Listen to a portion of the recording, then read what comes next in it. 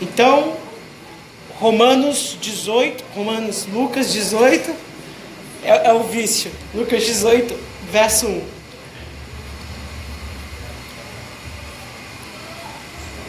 Disse-lhe Jesus uma parábola sobre o dever de orar sempre e nunca esmorecer.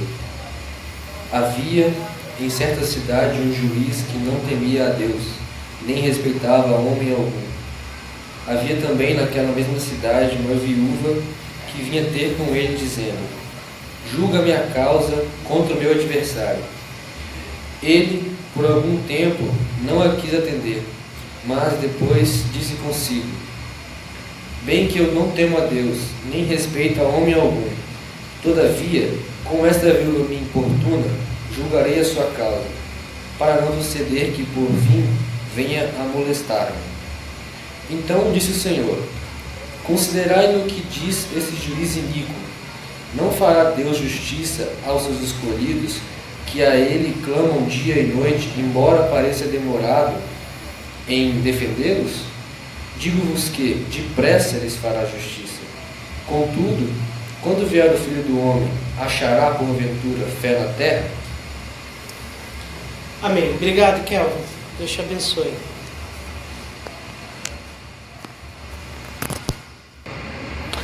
Então, meus irmãos, se tirarmos a última parte do verso 8 dessa parábola, né, ela fica muito mais fácil de ser entendida, né? Mas essa parte final do verso 8, né, essa pergunta que Jesus faz: contudo, quando vier o Filho do Homem, achará porventura fé na terra? Nós estamos estudando, né, a carta aos Romanos, e creio que com mais um sermão eu finalizo o capítulo 1.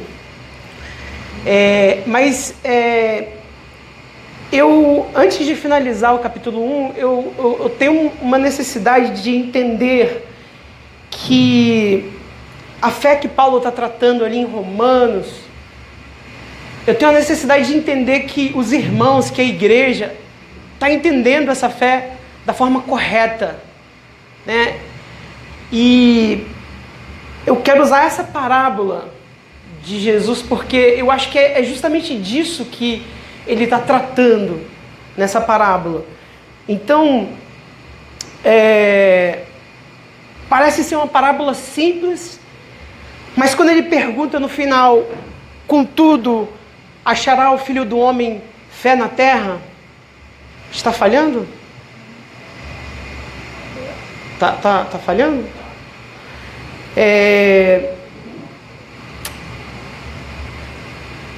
Bom, é uma parábola que... Obrigado, pastor.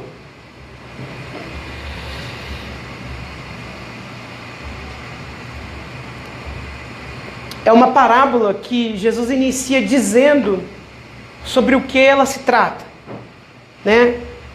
O dever de orar sempre e nunca esmorecer, né? Então, tudo bem, né? É fácil de entender, né? Só que não é uma parábola tão simples de ser entendida. Muitas parábolas que Jesus falou tinham a intenção de serem simples, mas nem todas. Eu acho que esse é o caso dessa. Para mim, na verdade, eu não acho que nenhuma parábola é muito simples.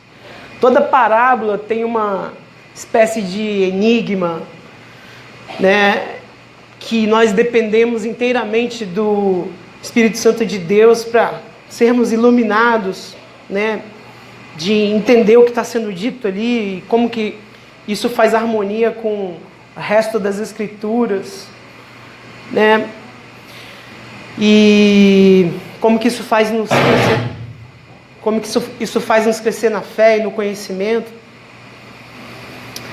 Bom, nossa formação pessoal, intelectual, né, ocidental, nos impede de alguma forma, né, a nossa cultura impede de alguma forma que nós entendamos a palavra de Deus, né? Nós realmente necessitamos do Espírito Santo de Deus iluminando a sua palavra para que nós possamos entender, né? Porque nós somos limitados, né? E o liberalismo que a sociedade vive, né, faz isso com que isso seja mais intenso, né? Quanto mais liberal a sociedade quanto mais afastada do conservadorismo, quanto mais afastada da Bíblia, quanto mais divorciada da Bíblia uma sociedade mais dificuldade a gente vai ter com as Escrituras, com a palavra de Deus.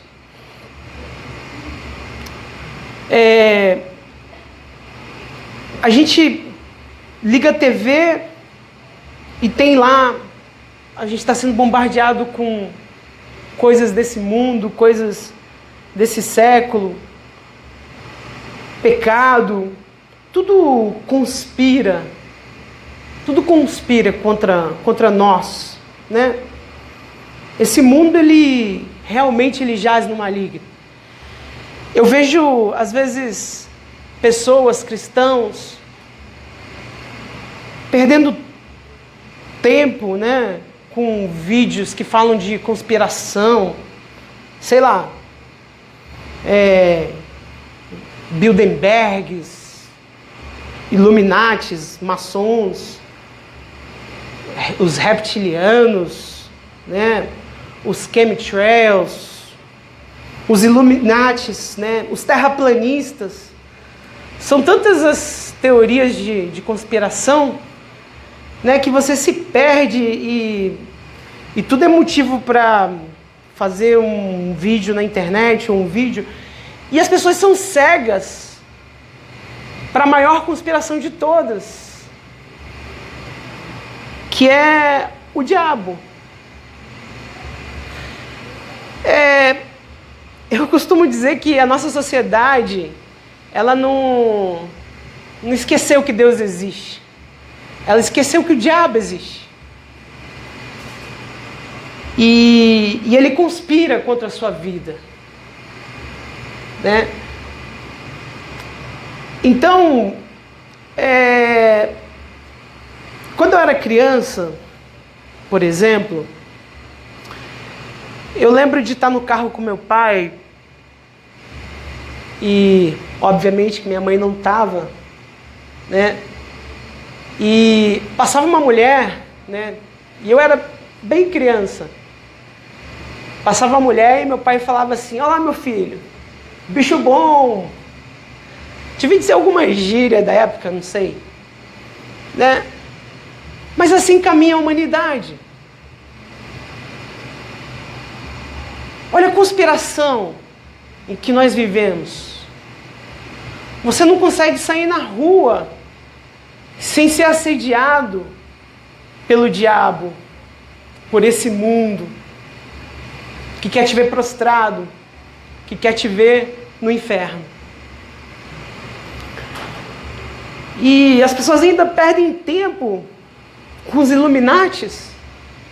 Liga a sua TV, olha na internet, bate um papo com um amigo seu, vê se você consegue conversar 15 minutos sem que ele te enrede em algum papo que vai desonrar a Deus, que vai desonrar a glória de Deus, a palavra de Deus.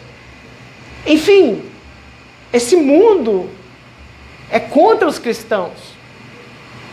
Nós fomos reputados como ovelhas ao matadouro todos os dias. E é por isso que todos os dias nós temos que morrer para esse mundo, né? E aí Jesus faz essa pergunta: quando o Filho do Homem vier, achará fé na terra? É uma parábola que nos ensina a perseverar em oração. orando conforme a palavra de Deus. Agora o pastor Daniel sorri lá, a Marciana também, porque nós estávamos falando disso na oração. E eu falei, ainda bem que eu escrevo, né? Porque senão vai falar que tinha combinado.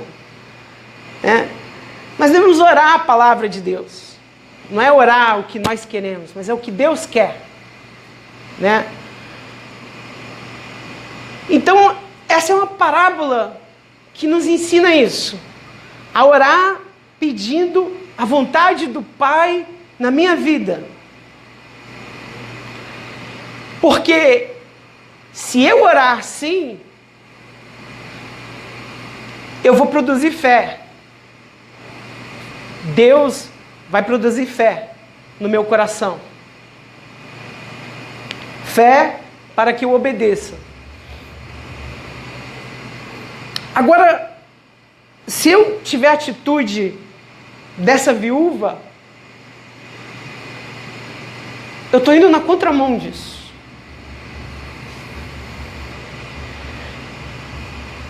E aí a pergunta que fica é: que proveito tem um homem ganhar o mundo e perder a sua alma? O que adianta você ganhar uma causa na justiça contra o seu adversário, se vingar, se isso te custar a sua fé? O resumo da parábola é: a injustiça sofrida pela viúva, ela incomodava um juiz que não era justo, que era iníquo,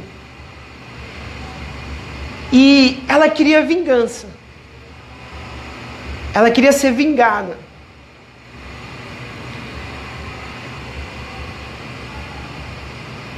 Amados, tem 3 tipos de fé.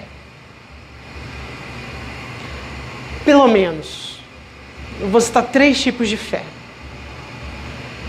Uma é uma faculdade humana. Todo mundo tem. Sabe? É aquela fé que faz parte do seu ser, né? Assim como você é racional, né? Assim como você é bípede, mamífero, assim como você tem fé, né? Você precisa crer nas coisas, nas pessoas. Enfim, pessoas fazem negociações com aperto de mão, né? Essa fé não é uma fé muito boa, não, porque ela é humana. E aí, por isso que tem tantos contratos, né? Porque a palavra já não vale tanto mais, né? Então, põe por escrito aí, né? Porque vale o que está escrito. Mas existe essa fé humana que, quando você sai de casa, você fala para sua esposa que você vai voltar, né? Essa fé, ela é contrária a Deus.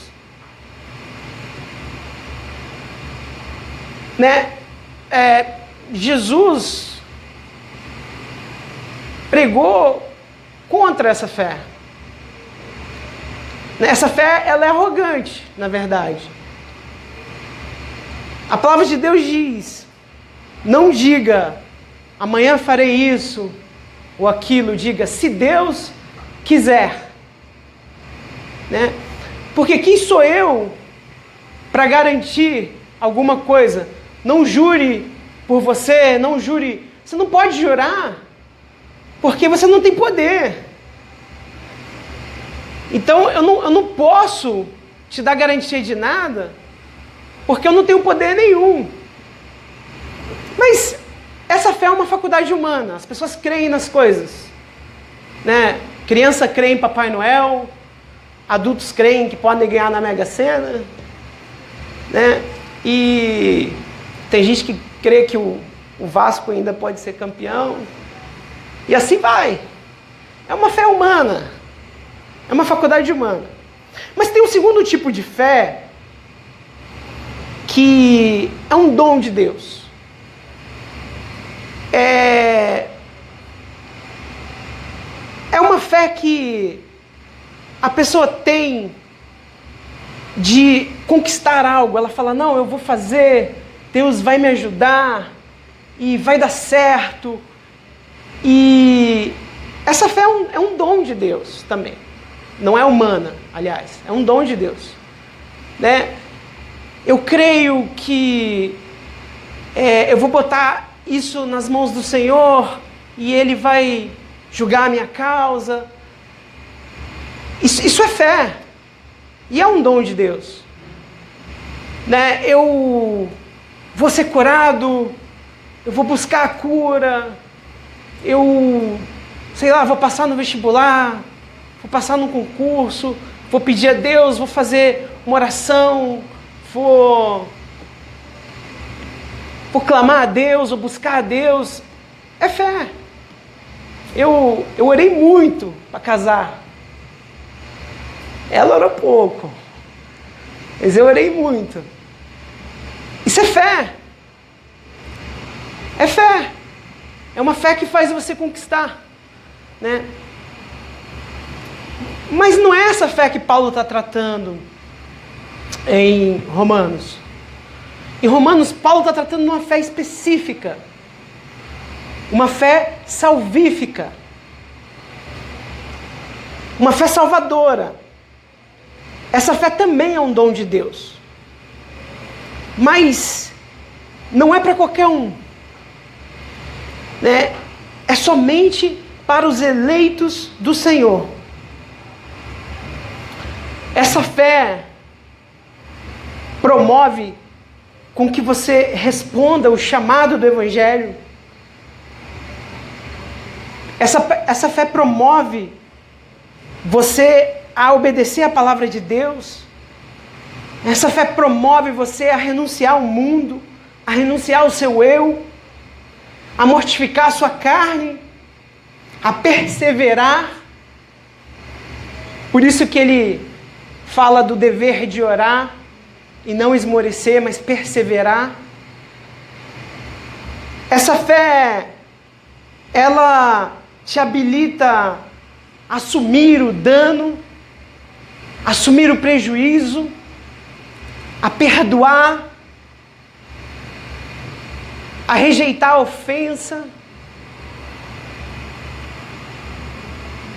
Essa fé é a fé que salva. É a fé que você coloca na justiça de Cristo. Você fala, eu não tenho justiça nenhuma. Ele obedeceu o Pai com perfeição. Eu mereço o inferno, mas Ele morreu no meu lugar. Essa fé que justifica. E esse é o Evangelho.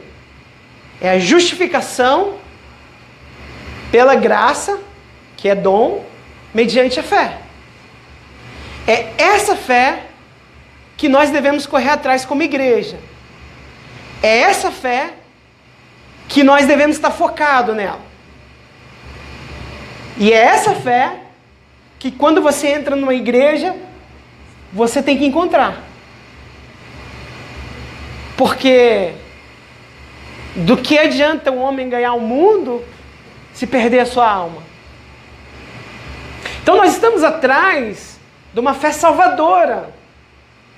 Não de uma fé que opera milagres, ganha causas na justiça, faz o impossível. Nós cremos em milagres. Nós cremos que Deus ajuda quando nós clamamos, né?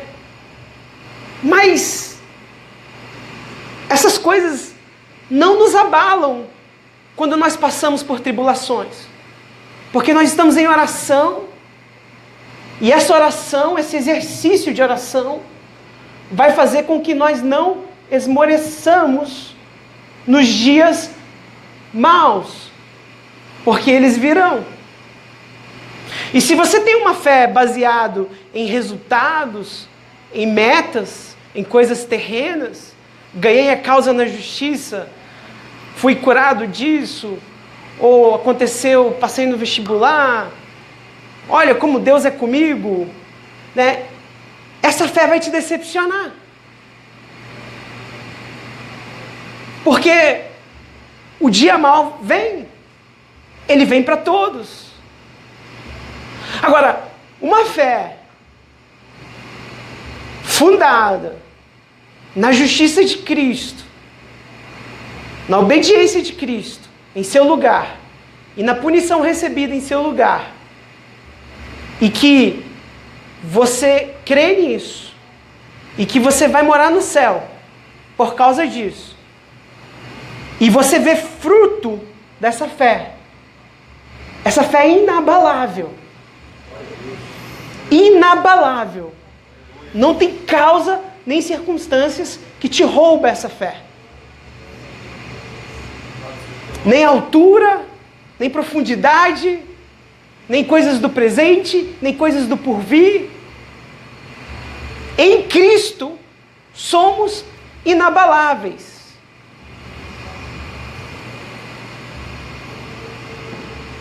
Quantas igrejas pregam uma fé errada? Entra pessoa sedenta. Eu quero Deus. Aí chega lá, ouve um evangelho falso, fake.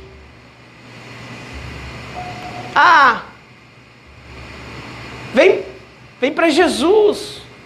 Por favor. Vem. Ele está pedindo com carinho. Sua vida vai mudar. Vai ficar tudo bom. Você vai prosperar. Você vai ser curado. Olha, onde você pisar, será seu por herança.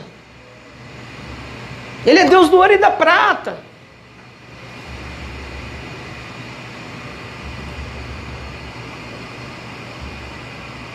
As pessoas entram na igreja procurando salvação e recebem um contrário disso. Recebem uma fé que não salva.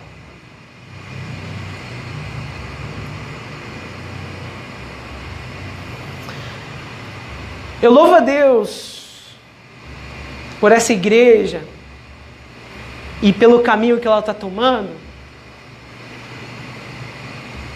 A gente está estudando a Confissão de Fé de 1689 e nós estamos resgatando a nossa fé, o Evangelho, a Palavra de Deus.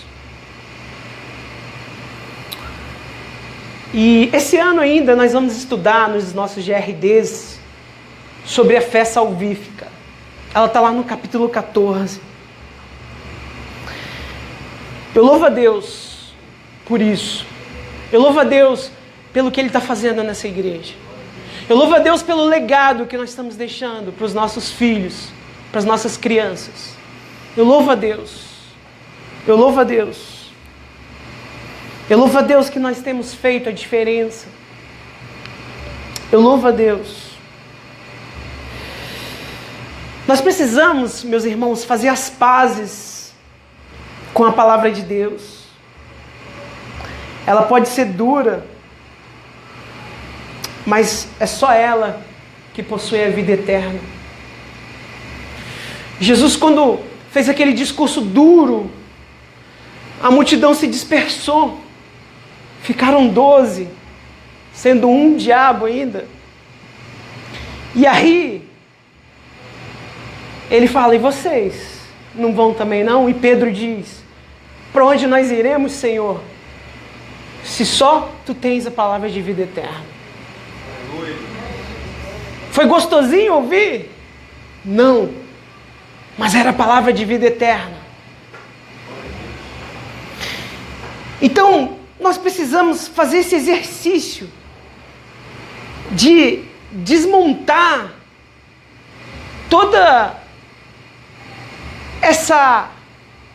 esses nós, esses argumentos humanos que estão na nossa mente, que vêm de um coração corrupto, e começar a nos render à palavra de Deus, trazendo cativo todo o nosso pensamento à obediência de Cristo. E para isso, o que tem que cair, a muralha que tem que ser derrubada, é da altivez humana. 2 Coríntios 10. A muralha da altivez humana. A altivez humana precisa cair por terra. Cristo tem que ser exaltado. O homem tem que ser humilhado. O Evangelho ofende. Cristo ofende. A palavra de Deus diz que Cristo é pedra de tropeço para Israel. Pensa numa nação conservadora. Pensa numa nação cheia de valores. Pensa numa nação que pegava em pedras quando havia adúlteros. Hoje as pessoas fazem no meio da rua. Eu fui aqui em Laranjeiras Velhas para orar, tinha um casal que eu estava passando, se vestindo. Em Israel seriam apedrejados. E nem essa nação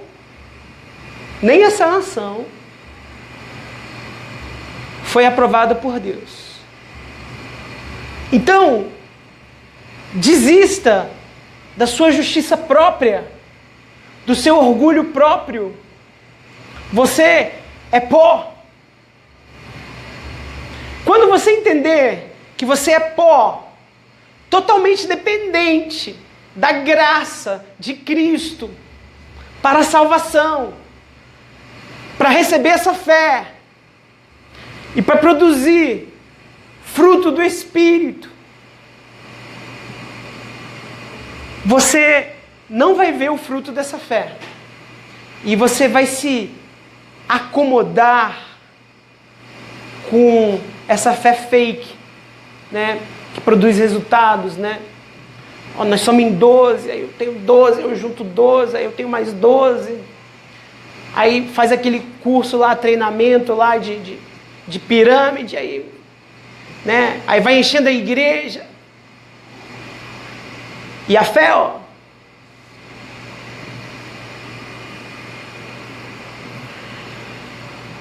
Profetas são necessários na igreja. Quando eu falo profetas, eu falo no sentido que Paulo falou aos Coríntios. Gente que prega a palavra, como ele falou também em Timóteo, que insiste em pregá-la em tempo e fora de tempo.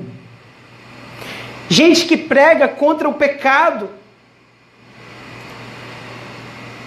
na esperança de que Deus conceda o arrependimento.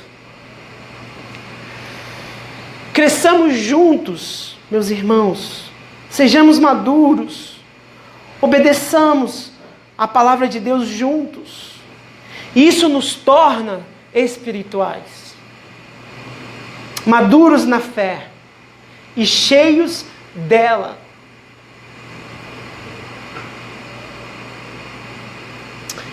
E eu vou te falar uma coisa. Essa fé salvadora, ela não é subjetiva. Ela é muito sólida. Ela é muito palpável.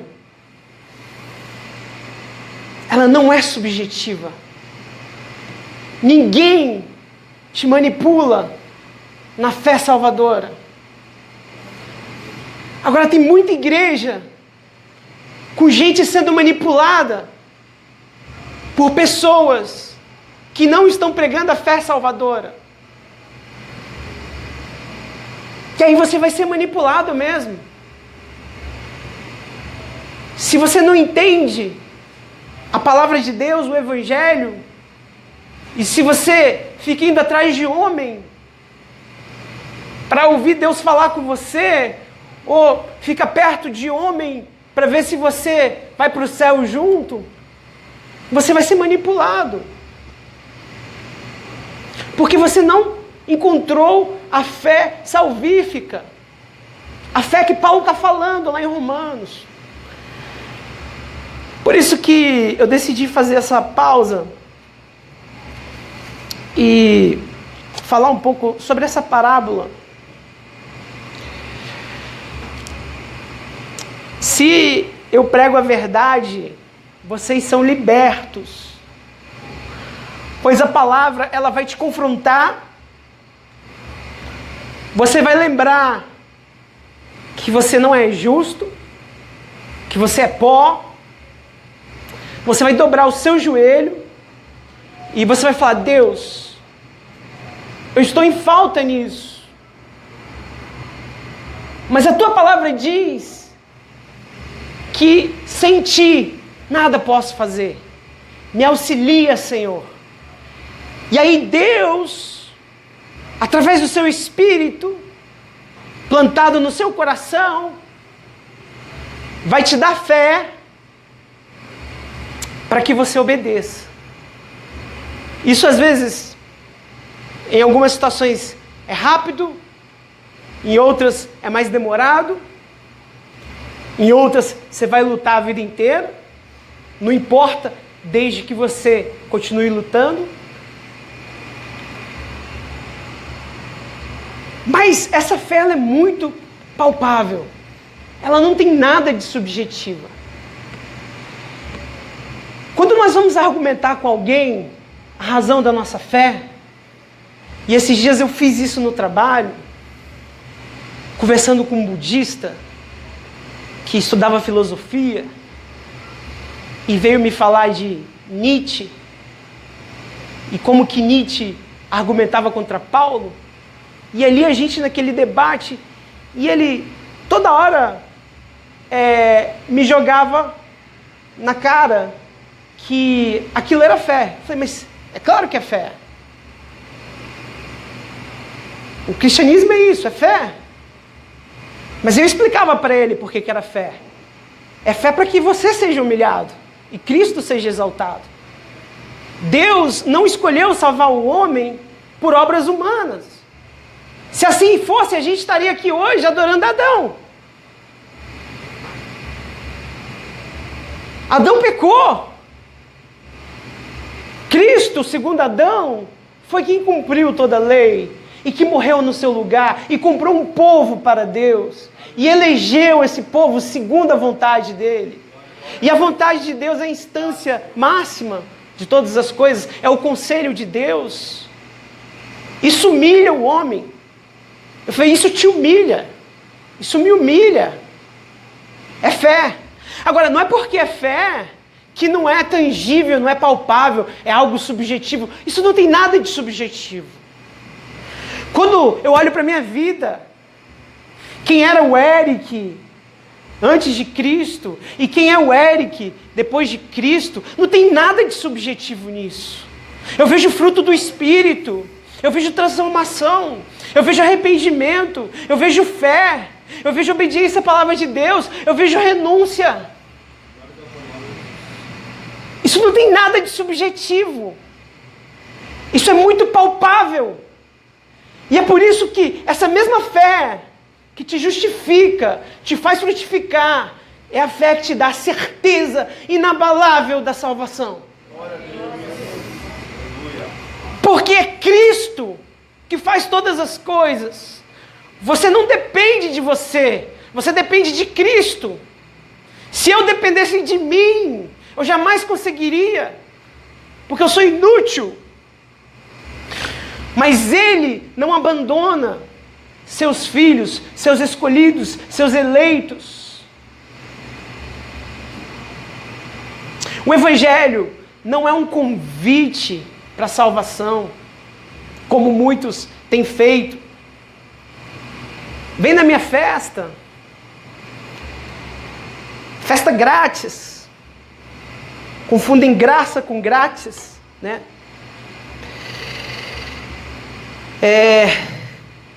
Parafraseando Paul Washer, né?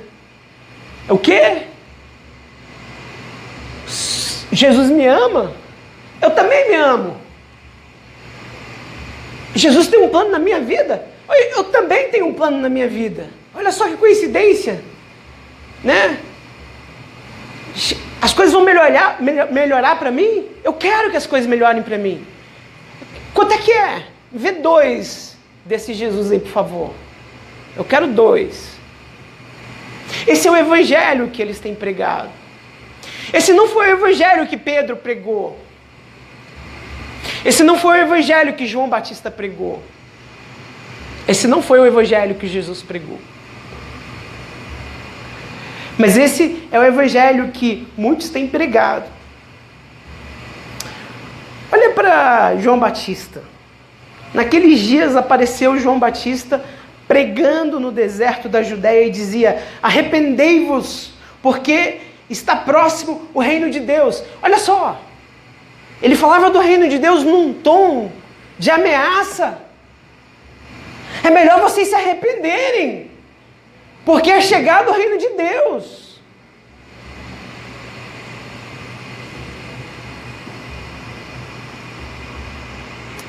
Olha o que acontece em seguida. Vendo ele, porém, que muitos dos fariseus e saduceus vinham ao batismo, disse-lhes: raça de víboras, quem vos induziu a fugir da ira vindoura?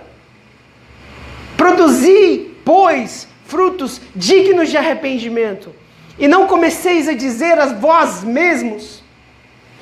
Nunca diga nada a você mesmo, meu irmão. A sua consciência não deve ser, pelo menos, o Senhor da sua vida. Deixe a palavra de Deus dizer a você. Olha o que João está falando para eles. Não fiquem dizendo para vós mesmos, nesse jogo mental de sofismas, de argumentos. Não fique dizendo na sua consciência, massageando a sua consciência, dizendo que vocês são filhos de Abraão. Ah, eu vou na igreja. Ah, eu dou dízimo, está tudo certo. Não. Não seja a sua consciência a palavra final na sua vida. Seja a palavra de Deus a palavra final na sua vida. É a palavra de Deus, irmãos, que nós temos que nos dobrar a ela. Servir a Deus é muito fácil, todo mundo serve. Servir o Deus da Bíblia é que são elas.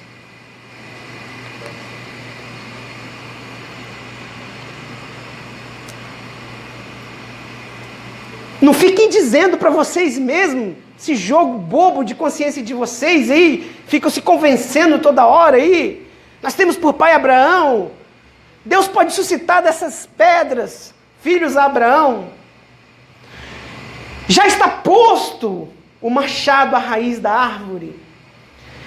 Ele já sentenciou.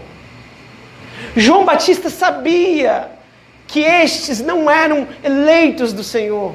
Por isso chamou eles de raça de víboras. Ele está evocando uma linguagem de Gênesis 3, do Éden. Quando você tem os filhos da promessa e os filhos da serpente. A humanidade é dividida em duas. Os eleitos e os réprobos. Ele usou essa expressão: vocês são raça de víboras. E o machado já está posto na raiz. Porque toda árvore que não dá fruto é cortada e lançada no fogo. Ora, João sabia.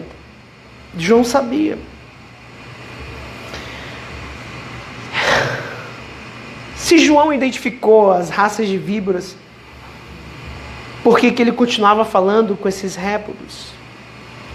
Porque o Evangelho não é um convite para sua festa particular, não é um convite para salvação. O Evangelho é uma ordem ao arrependimento. Arrependam-se, porque Deus está irado. Esse é o Evangelho.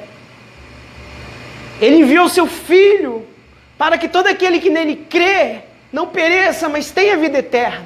Esse é o Evangelho. Quem vai dar arrependimento ou não, isso é da economia de Jeová, ou Yahweh, como diz na Bíblia do Emerson. Amados, o Evangelho não é esse convite a coisas terrenas, a vinganças, a reparos. Nós sofreremos o dano. Deus pede paciência, que você não esmoreça, porque esse dano que você sofre te produz fé. Depois você leia Romanos 5. Esse dano que você sofre te produz fé. Quando você é perseverante, quando você persevera em oração,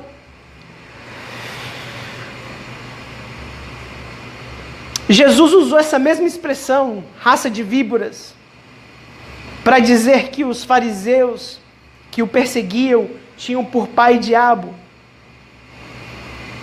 Vocês têm por pai diabo e querem satisfazer-lhes os desejos, raça de víboras. Jesus também usou essa mesma expressão para falar daqueles que não tinham salvação, porque haviam pecado contra o Espírito Santo. Inclusive você pode checar isso depois, Mateus 12, do 31 ao 33.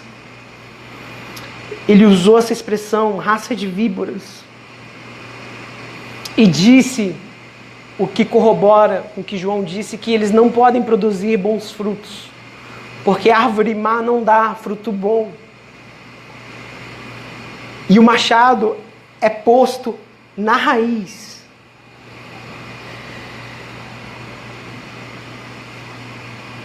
João ainda faz uma pergunta intrigante. Quem iludiu vocês a fugir da ira vindoura? Quem te disse que é possível? Quem te disse que é possível? É impossível. Jesus diz a mesma coisa, certa vez, por um jovem rico. Quando seus discípulos falam, então se esse bom moço não vai ser justificado, então é impossível ser justificado. E Jesus fala, o que é impossível para o homem é possível para Deus. É por isso que é pela fé. É porque é impossível. Agora, pela fé em Cristo, aí é possível. Tudo posso naquele que me fortalece. É por isso que o cristianismo é a única religião que defende a justificação pela fé antes de uma redenção. Todas as religiões vão defender algum tipo de redenção, algum tipo de labuta e recompensa, algum tipo de barganha, fazer o bem para colher o bem, ou encarnar em outra vida como uma pessoa mais evoluída, sei lá. Né? Mas o cristianismo não. O cristianismo anula o homem a zero. Deus justifica o ímpio, o pecador. O mesmo Deus que não tem o culpado por inocente. É o Deus que justifica o pecador. Como isso? Como que ele faz isso e continua sendo justo? Nós vamos entender isso quando a gente chegar em Romanos 3. Já a gente chega lá. Mas é através da justiça de Cristo, da dupla imputação, do preço pago por Jesus. Nós não somos nada. Você não é bonitinho. Você foi escolhido por Deus, pela vontade de Deus. O único critério de você estar na presença de Deus é a vontade de Deus. Não há nenhum outro critério. Obrigado, Senhor. Glória a Deus. Nesse momento, eu acho válido a gente reler o texto. Disse-lhes Jesus uma parábola sobre o dever de orar sempre e nunca esmorecer. Havia em certa cidade um juiz que não temia Deus, nem respeitava homem algum. Havia também naquela mesma cidade uma viúva que vinha ter com ele, dizendo: julga a minha causa contra o meu adversário. Ele, por algum tempo, não quis atender, mas depois disse consigo. Olha o jogo de consciência aí, ó. Você conversando com você mesmo, né? Disse consigo: eu não temo a Deus, nem respeito homem algum. Por que ele disse com ele? Porque ele não teme a Deus. Ele não tem para quem dizer. Ele é juiz. Ele não respeitava homem nenhum. Não tinha homem acima dele. E ele não temia Deus. Então, ele era dono de sua própria vontade. Eu achava que era. E é aí que está o perigo, que está a arrogância. Porque Deus existe. E é a vontade dele que é soberana, não é a sua. E é a vontade dele que vai se cumprir, não é a sua. E você entender isso é fé. Continuando. Disse consigo: bem que eu não temo a Deus, nem respeito a homem algum. Todavia, como esta viúva me importuna, julgarei a sua causa, para não suceder que por fim venha molestar-me. Então disse o Senhor: considerai no que diz este juiz iníquo. Não fará Deus justiça aos seus escolhidos, que a Ele clamam de dia e de noite, embora pareça demorado em defendê-los? Digo-vos que depressa lhes fará justiça. Contudo, o Filho do Homem achará, porventura, fé na terra? Em outras palavras, meus irmãos, às vezes nós nos ocupamos com coisas terrenas e esquecemos as coisas eternas. Ela queria uma justiça, uma vingança, a palavra aqui é vingança, contra um adversário. Então a gente tem uma tendência de olhar assim, bom, uma viúva, né? E a gente já se compadece, só de ouvir o nome viúva aqui, já meio que fica do lado dela, né? Mas a verdade é que ela não era muito piedosa. Ela tinha sangue no olho. Ela queria muito vingança. E ela insistiu muito ao juiz para conseguir essa vingança. E o juiz, durante um tempo, resistiu. Mas depois falou: eu vou dar o que ela me pede. E aí Jesus manda você considerar isso. As coisas que você tem pedido a Ele. Você tem orado conforme a palavra? A sua oração tem sido a vontade de Deus? Ou tem sido a sua vontade? Porque a pergunta que ele faz no final é: achará porventura o Filho do Homem fé na terra quando voltar? Porque se esse evangelho da vingança, da causa na justiça, do aqui e agora, esse evangelho que não sofre mais o dano, esse evangelho que não tem mais o perdão da ofensa, esse evangelho que é cheio de direitos, você tem um monte de direitos, e pouco compromisso, pouco dever com o reino de Deus, responsabilidade zero com o reino de Deus. em propagar a vontade de Deus, a palavra de Deus? Qual é o seu grau de compromisso com o reino de Deus? Quando Cristo voltar, se isso continuar, Ele vai achar fé na terra? Ele vai achar um monte de gente falando assim: em teu nome curamos enfermos, em teu nome expulsamos demônios, você é nosso Senhor. Ele vai dizer: sou nada, eu nunca vos conheci. A salvação é somente por meio da fé. Vocês estão operando numa fé errada, uma fé fake. Qual é a fé que a gente vai focar nessa noite, meus amados?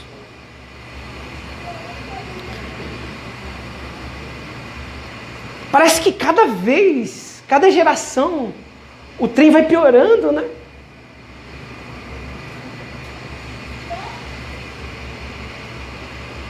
Provérbios 22, 28 diz o seguinte: não remova os marcos antigos que puseram teus pais, as fronteiras da terra, não remova, não tente se expandir, fique ali no seu cercadinho. Você sabe o que quer dizer a palavra predestinação em uma de suas nuances semântica? Fronteira. Nós temos que viver numa fronteira. Tem de haver uma muralha entre nós e o mundo em questões de práticas e costumes e postura e cosmovisão, pressupostos. Quando eu era criança, meu pai me ensinou, bicho bom. Eu continuo fazendo isso? Ou eu renovei a minha mente na palavra de Deus? Quanto mais nós renovarmos a nossa mente na palavra de Deus, mais os nossos pressupostos, as nossas cosmovisões vão se amoldando à palavra de Deus, e mais a palavra de Deus vai ficando clara para você. No início, às vezes,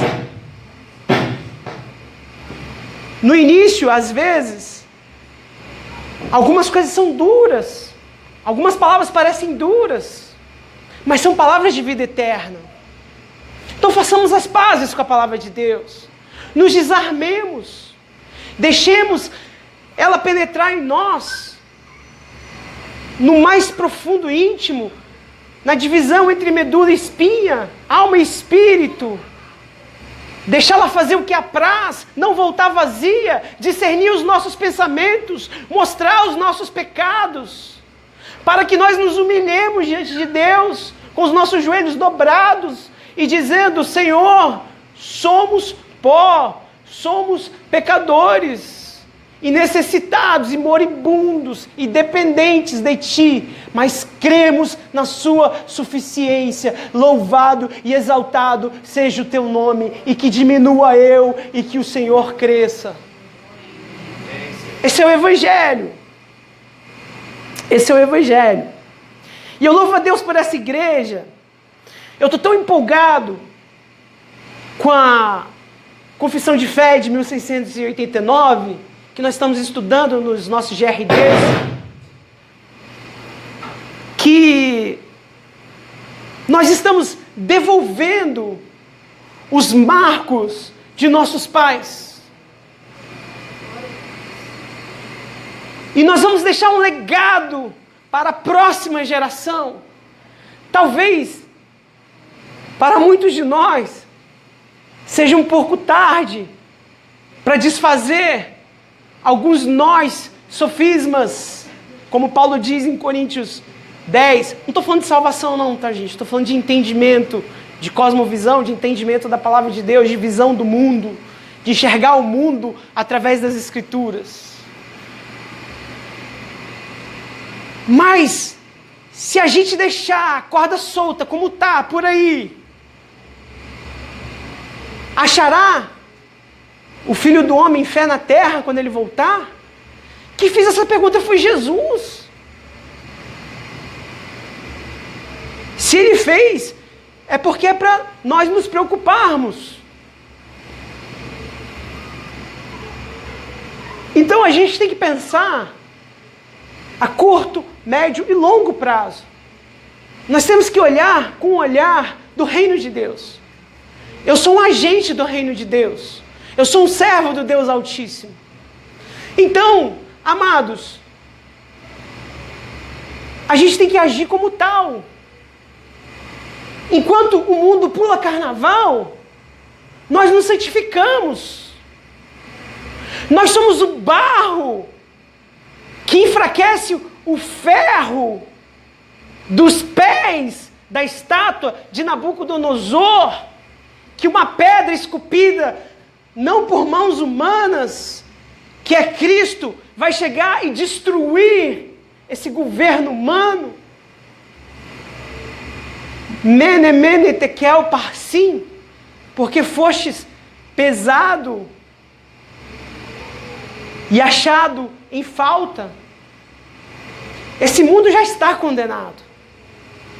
Nós somos agentes de Deus. O reino de Deus é chegado desde Cristo. Nós estamos aqui para fazer a diferença, ser sal da terra e luz do mundo. E nós só vamos conseguir isso obedecendo a palavra de Deus. E nós só vamos conseguir isso se nós perseverarmos em oração, não sermos tão dodóis, sofrermos o dano, sermos peritos em perdoar. Eu vou usar a licença poética do meu irmão Emerson e vou falar uma frase dele. Não se preocupa não, eu sei que você vai me decepcionar. Nós somos pecadores, meus irmãos. É impossível alguém não te ofender. Em algum lugar, alguém vai estar te ofendendo. A guerra não é aí. A guerra está em você não ser ofendido. Alguém te ofendeu? O problema é seu. Se vira, dobra seu joelho. Está contigo. É igual pique. Infelizmente, nós devemos temer e vigiar para não sermos agentes de ofensa. Mas, infelizmente, a solução está no perdão. Não está em não ofender. Ofensas sempre acontecerão. E com o mundo, a Bíblia nos convida a orar por eles. Não pedir vingança. A vingança não pertence a nós. A nossa justiça Deus fará. Ela é eterna. Ele está te pedindo uma troca. Ó. Vamos fazer uma troca. Esquece a justiça terrena, que eu vou te dar uma justiça eterna. Vamos fazer essa troca? Sofra o dano. Ore por aquele que te persegue. Nós estamos falando de gente do mundo. Agora, no seio da igreja, quanto mais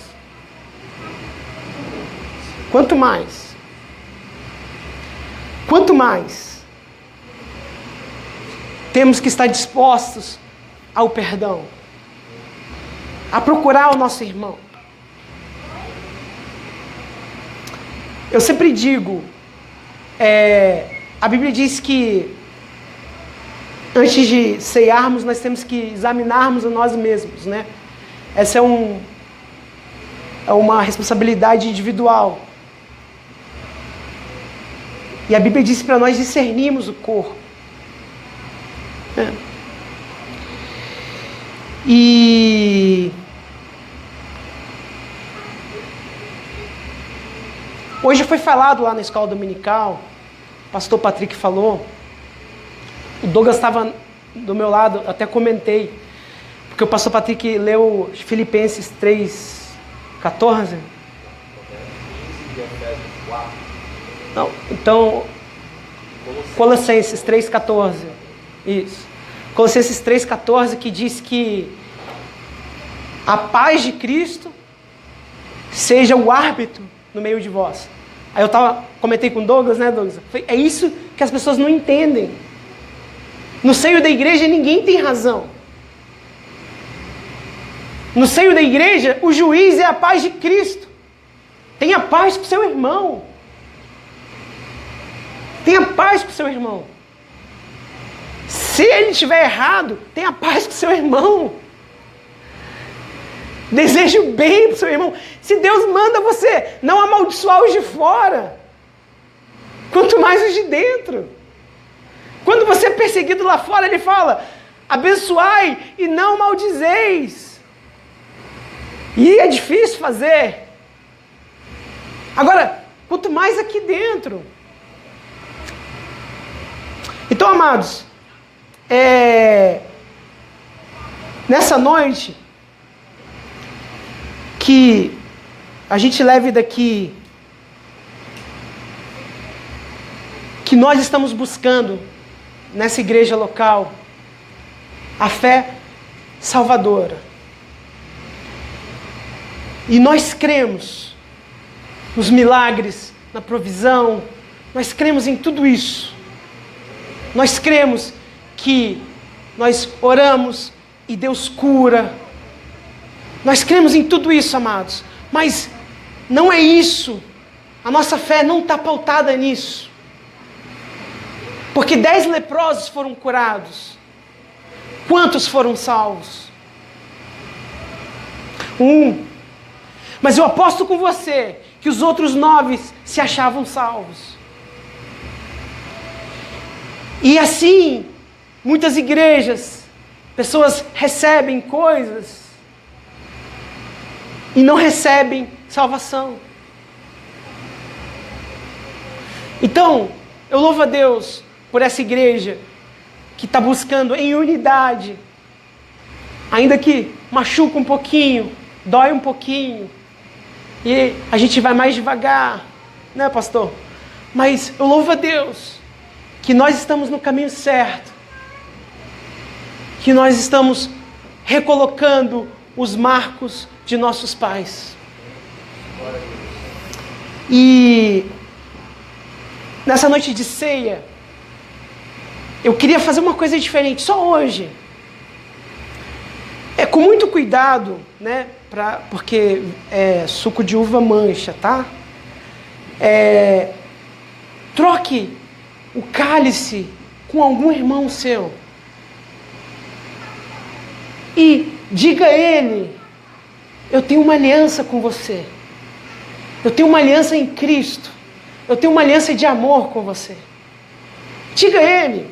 Seja um irmão que você está muito afim de dizer, e aquele que você não está muito afim de dizer, vai nele também. Mas não quer dizer que você foi nele porque você não estava afim de dizer. Faz as duas coisas. Seja livre. Porque senão, se eu for na Bia, eu vou falar: eu estava chateado com a Bia. Não é isso. Troque com seus irmãos. Se você se sentir à vontade, vamos fazer isso hoje. Porque nós somos um. Nós somos um em Cristo. Eu queria convidar o Ministério de Louvor. Convidar o diácono Marcelo, César e o pastor Patrick.